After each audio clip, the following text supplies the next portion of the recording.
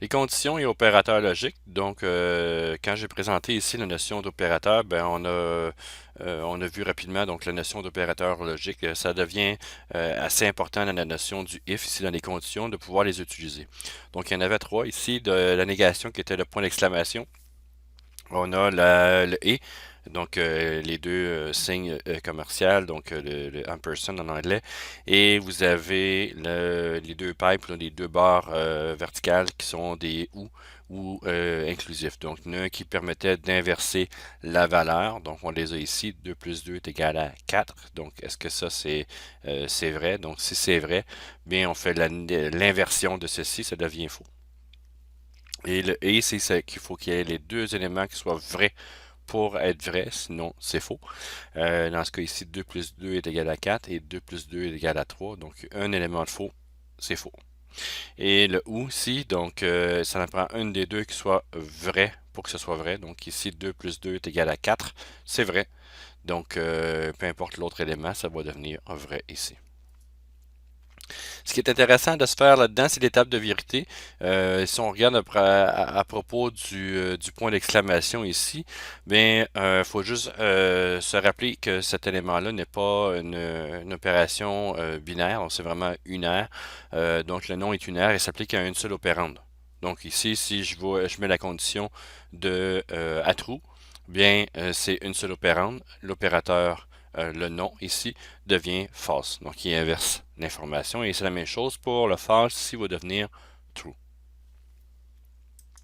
Si on continue la table de vérité avec le et, donc dans ce cas ici, se fait avec deux conditions vraies. Donc, si j'ai une condition 1 qui vaut vrai et une condition 2 qui vaut vrai, ça donne vrai.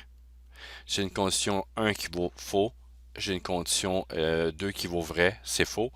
Et le restant ici est faux, autrement dit, donc je trouve que j'ai un élément faux et ça devient faux. Donc même si ici vaut vrai, ici à condition 1 est vrai, condition 2 est fausse, donc false, dans ce cas ici, bien c'est faux. Et évidemment, quand les deux éléments sont faux, donc condition 1 et condition 2 sont faux, ça devient faux. Et si on regarde la même chose avec la notion du ou ici, donc ça prend un des éléments qui soit vrai et ça devient vrai. Et quand les deux éléments sont faux, ça devient faux. Donc ici, aussitôt que j'ai condition 1 vrai, condition 2 vrai, c'est vrai. Condition 1 vrai, condition 2, condition 1 faux, excusez-moi. Condition 2 vrai, ça donne vrai. Condition 2 faux et condition 1 vrai, donc donne vrai. Et deux conditions fausses donnent un faux. Ça, c'est important à faire, qu'on peut utiliser. Donc, c'est quelque chose qu'on peut vraiment utiliser à l'intérieur du if. Donc, c'est quelque chose qui est important à comprendre. Si on regarde à l'intérieur de notre code ici, bien, je pourrais le modifier pour cette partie-là. Donc, je pourrais dire ici, si la note, disons qu'au début, donc je pourrais mettre est-ce que l'usager rentre une note entre 0 et 1, ben, je pourrais marquer ici, là, celui-là, je peux l'enlever directement. Bon, on pourrait dire que c'est en l'intérieur de mon petit logiciel que j'ai fait, mais pour garder la chose la plus simple possible ici, ben, je pourrais me dire si, donc la condition, si la note qui était rentrée ici est plus grande que 0. Ici, si elle est plus grande que 0, donc elle est plus grande que 0, et ou un des deux, ou je mets ici et l'élément que je préfère. Donc si elle est plus grande que 0, je pourrais dire ici dans ce cas-là, le et est plus petite que 100 ou plus petite ou égale à 100. Je peux marquer ça ici aussi. Donc, plus petit ou égal, évidemment, elle peut être 100 et elle peut être aussi 0. Donc, plus grande ou égale à 0 ici. Ça devrait en principe fonctionner. Donc, la note qui est là, il va me manquer ici. Pourquoi qu'il ne veut pas? C'est la note, évidemment. Voilà.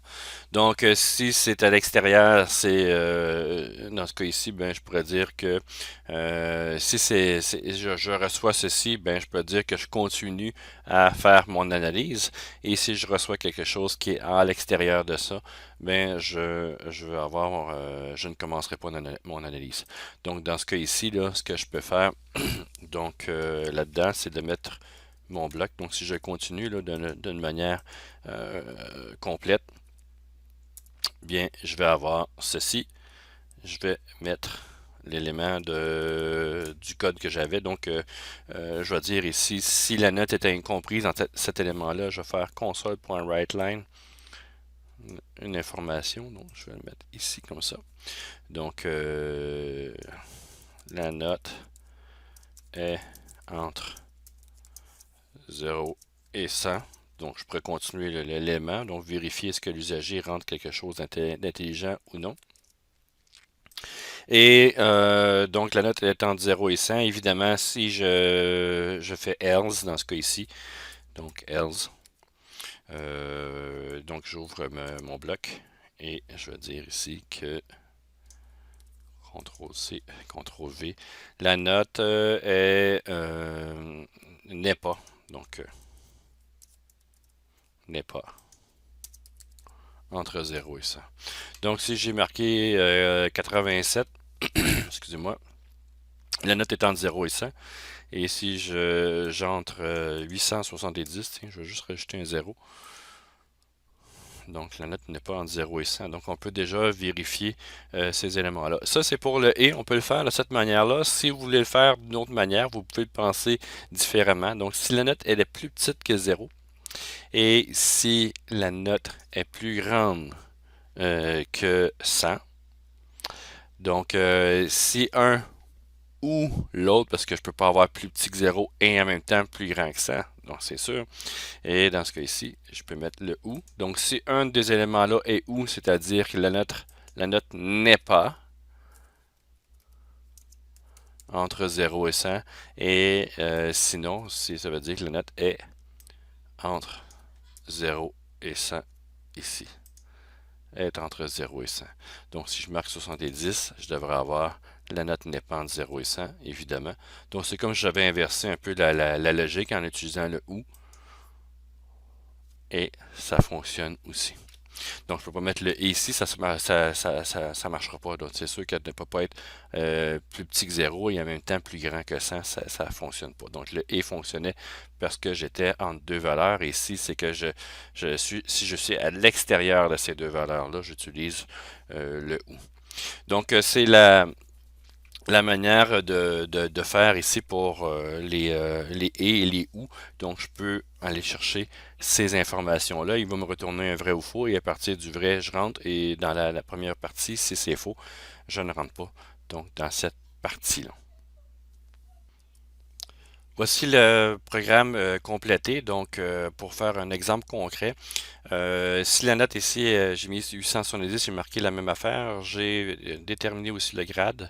Donc, si la note est plus petit ou plus grand plus petit que 0 ou plus grand que 100, donc la note n'est pas entre 0 et 100, veuillez réessayer. Et sinon, on rentre dans d'autres if imbriqués. Donc, si la note est plus grand que 90, le grade est A, ainsi de suite, jusque E. Et si c'est pas entre A et E, bien évidemment, c'est F pour toutes les autres valeurs. Et j'ai marqué ici console.writeLine, writeLine, excusez-moi. Le grade est le grade. Donc, si je mets 870, donc je suis en dehors. Donc, la note n'est pas entre 0 et 100. Veuillez réessayer. Si je mets 87 directement, je vais avoir accès à B. Si je mets 67, je vais avoir la note D. Et si je mets 47, je vais avoir accès à le grade F, donc qui est toutes les autres valeurs que je peux mettre à l'intérieur. Donc, c'est de petits bouts de code concret qu'on peut faire avec les notions de if imbriquées et de réagir aussi avec l'interface donc de la console. Et je pourrais même rajouter dans ce cas ici d'aller chercher l'usager. Donc, ce que l'usager va rentrer ici, bien, ce que j'ai à faire là-dedans, c'est de faire console.readKey. Donc, qui va être un string que je devrais transférer par la suite en entier. Donc, dans ce cas-là, je ne sais pas ce que l'usager va rentrer directement ici. Et je vais faire console.readKey.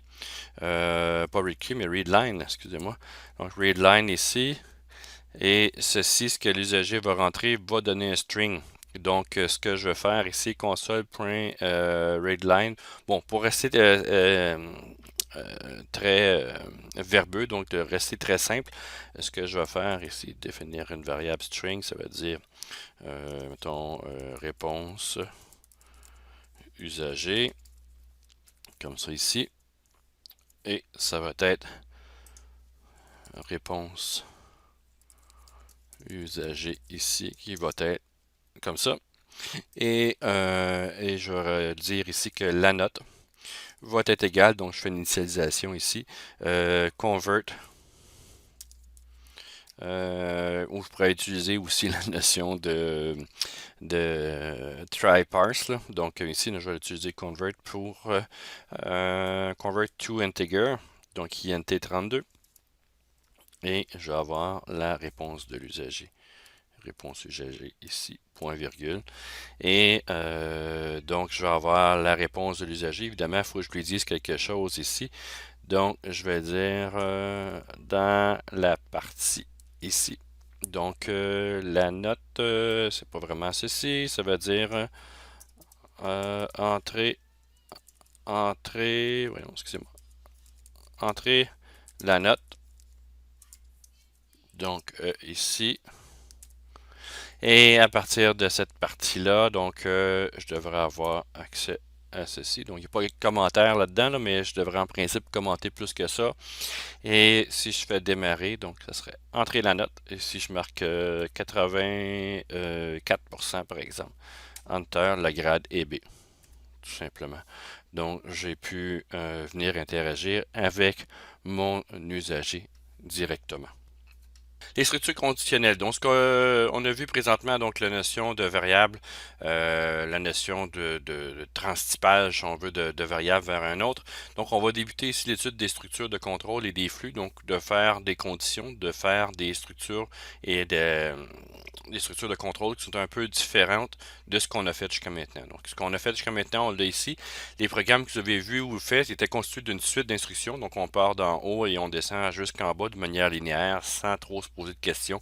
Donc, on le fait de A à Z de manière à partir du haut jusqu'en bas. Donc, parmi ce qu'on a vu comme instruction, donc on a des déclarations, les affectations et l'affichage des valeurs sur l'écran, et même aller lire ce que l'usager a pu mettre à l'intérieur, donc contrôler aussi ces éléments-là.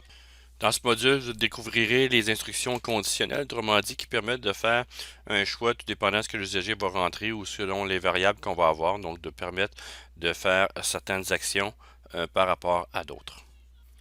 Instruction et bloc. Donc, je reviens un petit peu en arrière pour que ce soit bien clair pour la suite. Donc, rappelez-vous qu'une expression suivie d'un point-virgule, c'est appelé une instruction. Donc, autrement dit, ce qu'on a fait auparavant, donc A est égal à B plus C, point-virgule, c'est ce qu'on appelle une instruction. Lorsqu'on veut regrouper plusieurs instructions ensemble, donc ce qu'on va appeler ici un bloc, le if, dans ce cas ici, va utiliser cette notion-là de bloc entre calades ici. Donc, ça, c'est un élément à l'intérieur d'un bloc. L'instruction if, c'est une instruction qu'on va retrouver dans plusieurs langages. Donc, c'est la base de tous les langages, entre autres pour la programmation. Donc, c'est un élément de base, je devrais dire, c'est pas la base, mais c'est un élément de base qui est là-dedans. On va avoir la notion de en Java, en C Sharp et ainsi de suite, de même en Python. Vous allez avoir cette notion-là d'instruction if. Donc, ça va permettre d'exécuter une série d'instructions lorsqu'une condition est réalisée. Autrement dit, lorsqu'une condition est vraie, bien, ça va permettre de faire une série d'instructions. Et si elle n'est pas vraie, bien, on peut faire aussi une autre série d'instructions. Donc, ça va se faire avec le niveau des blocs. Et on a un exemple ici. Si je fais boolean ici, donc une variable qui est définie bool, c'est une condition qu'on met true. Donc, si c'est true, donc à l'intérieur ici, toujours entre parenthèses aussi. Donc, si c'est true, on va rentrer, donc console.writeLine, la variable est true. Et sinon, c'est le else qui est là, donc console.writeLine, la variable est false. Cette partie ici, on dit qu'elle est facultative, c'est-à-dire que on pourrait mettre juste la première partie sans problème. Et dans ce cas ici, bon, on a dit que si c'est pas vrai et si la condition n'est pas vraie, bien devant elle est fausse. Et qu'est-ce qu'on fait dans le cas qu'elle est fausse? Bien, on a marqué ici que la variable est false directement. Donc, les instructions if, c'est vraiment la notion qui va fonctionner avec la notion de vrai ou faux, là, que c'est avec ces types de variables-là qu'on va fonctionner. Et pour savoir est-ce que l'élément est vrai ou faux, ben, on va utiliser les opérateurs relationnels, donc les doubles égales, pour savoir est-ce que c'est vraiment égal, donc une condition d'égalité, est différent de plus grand ou égal, plus petit ou égal.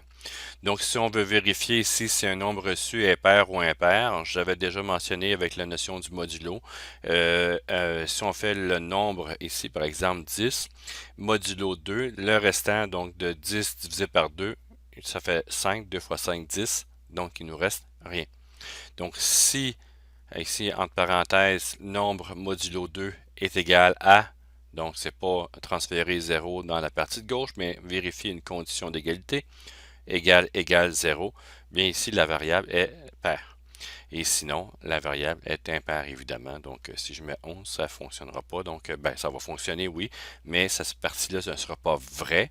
Donc, je vais continuer. Ici, le compilateur veut continuer pour le dire. Sinon, si c'est pas vrai, donc c'est faux. Et si c'est faux, elle est impaire.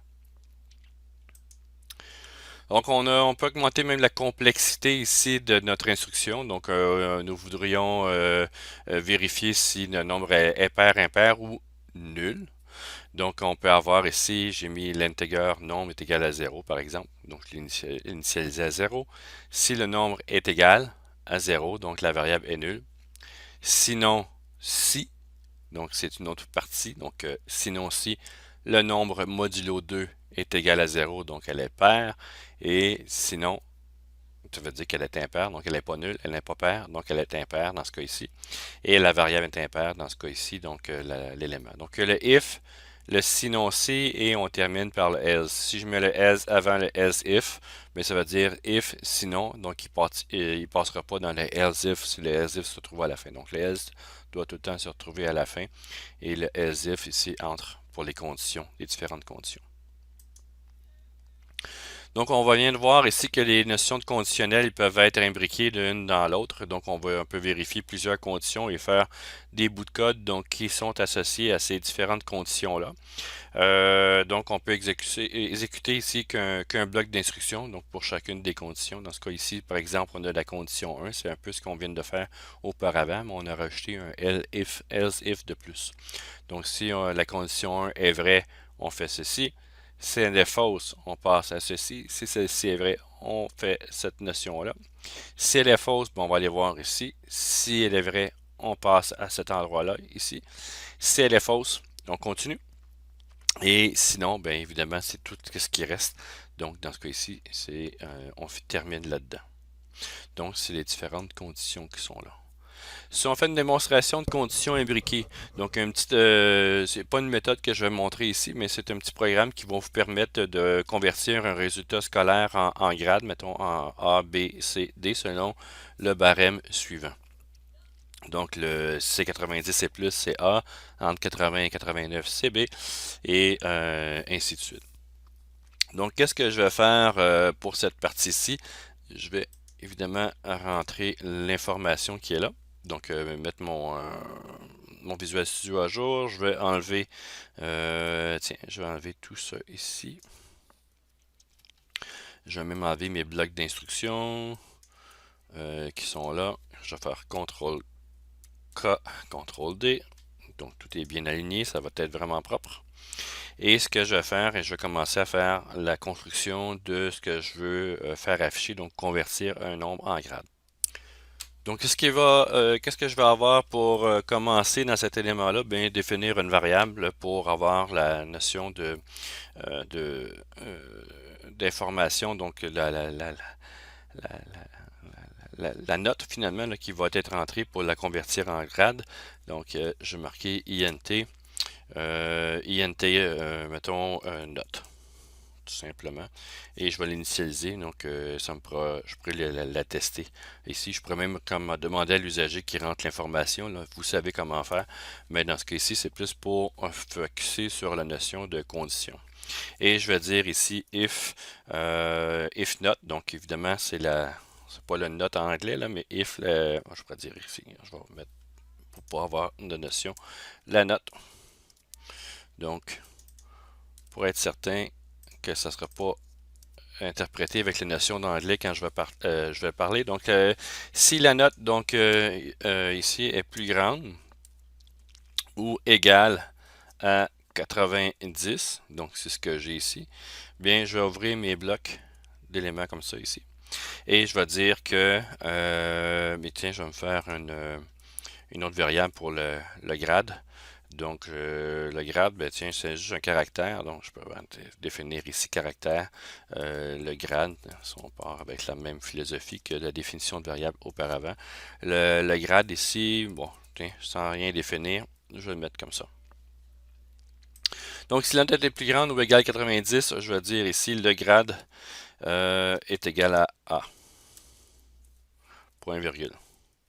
Et si je continue, bien, je vais dire ici else if, sinon si. Et là, il faut que je mette une condition ici. La note et là, dans ce cas ici, ça va être si la note est plus grande, si elle n'était pas plus grande que 90, donc il est passé à l'autre. Donc je pourrais dire ici plus grande ou égale à 80, ça revient au même. Ou je pourrais même dire ici entre deux notions, deux limites, donc une limite minimum, maximum. Mais ici, je vais faire as if.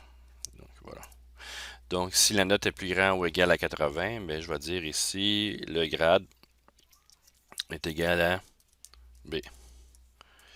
Et je continue de cette manière-là. Donc, as if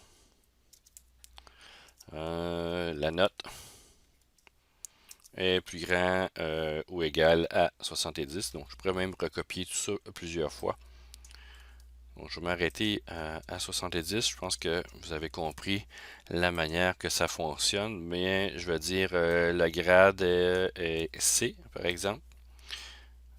Ici, je vais ouvrir mes blocs. Mon bloc plutôt est égal à C.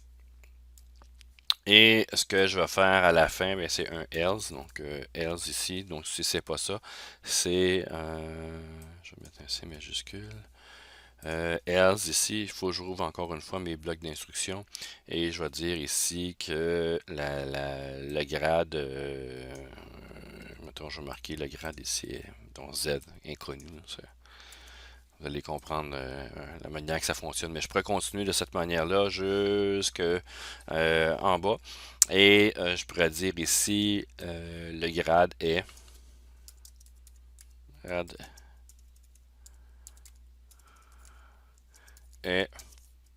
plus le grade. Est-ce qu'il veut? Oui. Donc le grade est là. Et si je mets 90, bien évidemment, je devrais avoir un grade de A. Si je mets par exemple 87, le grade est B. Donc, j'ai des ifs qui sont imbriqués un dans l'autre. Donc, c'est une manière de faire ici, mais je pourrais demander même à l'usager de rentrer une note et je lui retourne un grade directement. Donc, c'est un exemple d'élément que je peux faire avec les ifs imbriqués donc dans un élément ici. Et pourquoi j'ai pas mis une limite basse ou haute, c'est aussitôt que ce n'est pas au-dessus de 90, donc ça vient d'éliminer le choix, ça veut dire que c'est au-dessus de 80 et à la limite 90 parce qu'il ne l'a pas pris ici. Donc, s'il se retrouve là, bien évidemment, c'est entre 80 et 90 et c'est la même chose pour la suite.